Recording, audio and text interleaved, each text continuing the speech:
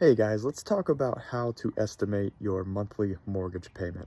All right, when you're shopping for a house, a conversation you should absolutely have with your lender during the pre-approval process is how much your monthly mortgage payment is going to be. That way you can decide what purchase price range you want to stick to. A big factor of that is what that payment is going to be every month. So basically, if you've ever heard the acronym PITI, that stands for Principal, Interest, Taxes, and Insurance. Those are the four main elements that make up your monthly mortgage payment. All right, we'll talk about each one. So the first two, principal and interest, that's your loan. All right, that's basically your loan, and it's a function of amortization period, interest rate, and loan amount. So there's a few different ways you could find out what that number is and calculate it.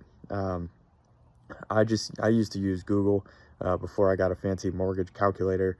All right, most people don't have a fancy mortgage calculator, so just go to Google, or you could do this in Excel too. But Google mortgage calculator, there's one built in to Google. You just put in the loan amount, you put in the interest rate, and you put in the amortization period. Typically that's 30 years for a normal mortgage. You could do 15, or you could do 10, 15, 20, 25, but normally it's 30. So 30-year amortization. Right now, I mean, basically you just need to use whatever market rates are at the time when you're doing all this. But right now you could use 6.25. That's going to vary based on the market, but just get a feel for what the market is as far as where interest rates are, and use that average interest rate. And then for your loan amount, if you're using a VA loan, you don't have to bring a down payment, so you can assume the purchase price is the loan amount. The funding fee is typically rolled in. You can pay it in cash at closing, or most people, what they do is just roll it into the mortgage. And if you have VA disability, then you're exempt from the funding fee.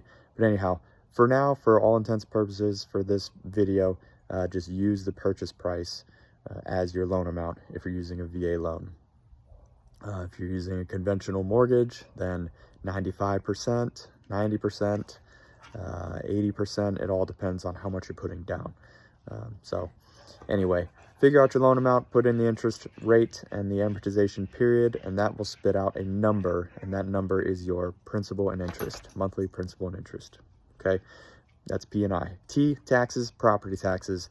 Easiest way to do this is just go on Zillow, find a comparable house to what you're looking for in the price point that you're looking for, and go just scroll down under the description. There's a property history and property tax history there. So just grab the 2023 number or 2022. It'll get you close. All right, it might be a little bit off, but it'll be close.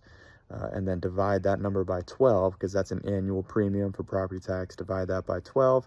There's your monthly property tax amount. All right, PITI. I is insurance. I usually just use $100 a month based on a $1,200 a year premium. Could be more, could be less. Depends on the size of the house, depends on the market, the location. All that plays a role. So if you really want to find a close estimate, then call up an insurance provider and ask for a quote on a specific property that is comparable to one that you're thinking about buying. And they'll just give you a quote. So you can call up a couple, get a couple different opinions, or ask a realtor what insurance premiums typically average in that area. Like I said, $100 a month is going to get you close. Other things to consider, some houses have an HOA. Some townhomes, condos almost always have an HOA, so keep that in mind. If there's an HOA, it's not usually included in your monthly payment. Hey, buddy. All right, back up. But it is something to consider. All right, what else? PMI, private mortgage insurance. If you're using a conventional mortgage and you're putting less than 20% down, then you will have PMI. PMI is, it can vary widely. All right, it could be $50 a month, it could be $450 a month.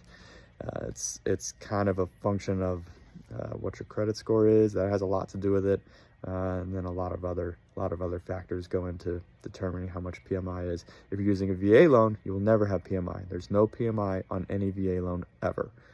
ever. It's one of the huge benefits of using the VA loan. Flood insurance, if you're buying a house in a floodplain, then the lender will probably require you to have flood insurance. So keep that in mind as well. Flood insurance can vary greatly too, so talk to a local insurance provider to get an estimate on that if you're buying a house in a floodplain. Okay, so that's PITI, principal, interest, taxes, and insurance. A couple other things there to keep in mind as well. But that's about it. So if you have any questions on this, slap them in the comment section below. And other than that, have a great day. Bye.